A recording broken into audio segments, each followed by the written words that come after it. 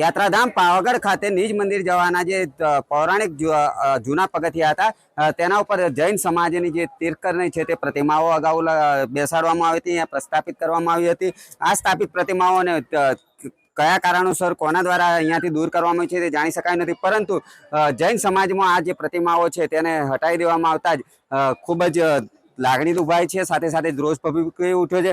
Collector સહિત ને જે આવેદનપત્ર છે તે આપવામાં આવ્યું છે। બીજી તરફ જૈન સમાજની જે લાગણી દુભાઈ છે જેને લઈને અહીંયા પોલીસ બંદોબસ્ત પણ ગોઠવી દેવામાં આવ્યો છે।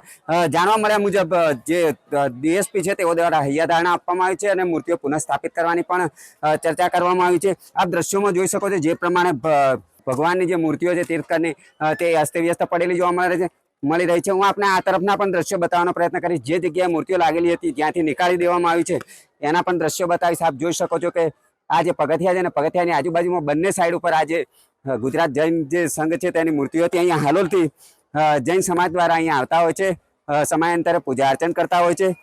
તેઓના ધ્યાને આ બાબત આવતા જ હાલ સમગ્ર જૈન સમાજમાં ભારે રોષ જોવા મળી રહ્યો છે। હાલ તાજેતરમાં જ મળતા અહેવાલ મુજબ જિલ્લા કલેક્ટર સહિત જૈન સમાજ સાથે અત્યારે પાવાગઢ માચી ખાતે મિટિંગ કરી રહ્યો છે અને આ મિટિંગમાં જૈન સમાજને સાંત્વના આપવામાં આવી છે। જે મૂર્તિઓ છે તે તેના સ્તરે ફરી પ્રસ્થાપિત કરી દેવામાં આવશે એવી હૈયાધારણામાં આપવામાં આવી છે। જૂની અને પ્રાચીન 500 થી 700 વર્ષ જૂની પ્રતિમાઓ જે જૂના પગથિયા ઉપર લાગેલી હતી એની અમે પૂજા અને અર્ચના કરતા હતા। આજે અમારી આસ્થા ઉપર એકદમ કુરાઘાત લાગ્યો છે, કારણ કે આ પરમાત્માની પ્રતિમાને અમે પૂજતા હતા અને આજે એ ટ્રસ્ટ દ્વારા એમને કોઈ જાણ કર્યા વગર જ આ પ્રતિમાઓને બધી કાઢી અને એક જગ્યાએ બધી જર્જરિત હાલતની અંદર મૂકી દીધી છે। આ ખૂબ જ અશોભનીય વર્તન કર્યું છે। ટ્રસ્ટે અમને કોઈ જાણ કરી નથી। સરકારશ્રી અને ટ્રસ્ટ દ્વારા ડેવલપમેન્ટના અનેક કામો ચાલી રહ્યા હોય છે। તે દરમિયાન જે જૂના જર્જરિત પગથિયા હતા એની પર જે જૂનો શેડ મારવામાં આવ્યો હતો એ શેડ આખો નમી ગયો છે પવનના કારણે, એ પડી અને કોઈ યાત્રિકને નુકસાન ન થાય તે માટે એ શેડ ઉતારવા જતાં કદાચ કોઈ મૂર્તિને ખસેડી હોય તો એના કારણે જૈન સમાજનો થોડો રોષ હતો। બહુ વેદના સાથે મારે કહેવું પડ્યું છે કે મારે આશ્વાસન નથી જોઈતું, મારે રિઝલ્ટ જોઈએ છે। હજી પાલિતાણાના આંસુ અમારા સુકાયા નથી। અમે લાખ ભેગા થયા, 1.5 લાખ ભેગા થયા।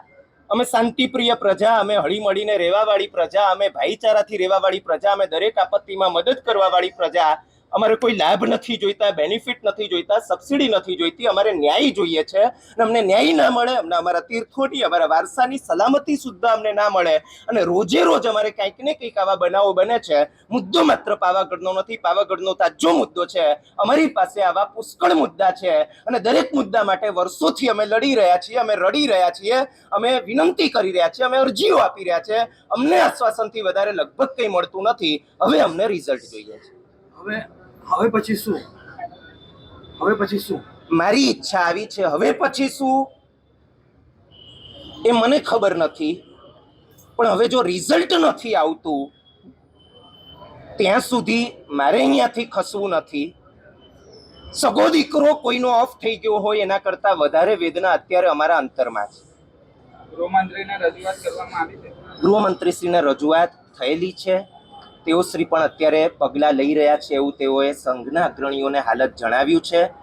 જૈન તીર્થંકરોની હજારો વર્ષથી પ્રતિમાઓ સ્થાપિત કરવામાં આવેલી હતી। આ પ્રતિમાઓ ઐતિહાસિક પ્રતિમાઓ છે। આ પ્રતિમાઓને પૂજન કરવામાં આવતું હતું અને ખૂબ જ મોટી સંખ્યામાં લોકોની આસ્થા આ પ્રતિમાઓ જોડે જોડાયેલી હતી। તીર્થંકરોની આ પ્રતિમા કોઈ બી ટ્રસ્ટને ડિમોલિશન કે તોડવાની પરવાનગી ના જ હોઈ શકે। ટ્રસ્ટ દ્વારા કે જે કોઈ દ્વારા આ પ્રતિમાઓ તોડવામાં આવી છે એની અરજીઓ લેવામાં આવી છે અને આજે મુખ્યમંત્રી શ્રી જોડે ચર્ચા કર્યા બાદ સરકાર દ્વારા કલેક્ટરશ્રીને સૂચના આપવામાં આવી છે કે નિયમ પ્રમાણે જે મૂર્તિઓ વર્ષોથી ત્યાં સ્થાપિત હતી તેને હટાવવાની કોઈ પરવાનગી હોઈ જ ના શકે। એ મૂર્તિઓ જ્યાં હતી, જે દાદરો પાસે હતી તે જ જગ્યાઓ પર ફરીથી એને સ્થાપિત કરવામાં આવે। સમાજના હજારો લોકોની ક્યાંક ને ક્યાંક આસ્થાને ઠેસ પહોંચી છે। એને તાત્કાલિક કલેક્ટરશ્રી, એસપી, જૈન સમાજ અને બીજા ટ્રસ્ટોની હમણાં બેઠક પૂર્ણ કરીને તાત્કાલિક એ પ્રતિમાઓ સ્થાપિત કરવાની કામગીરી ચાલુ કરવાની સૂચના આપવામાં આવી છે।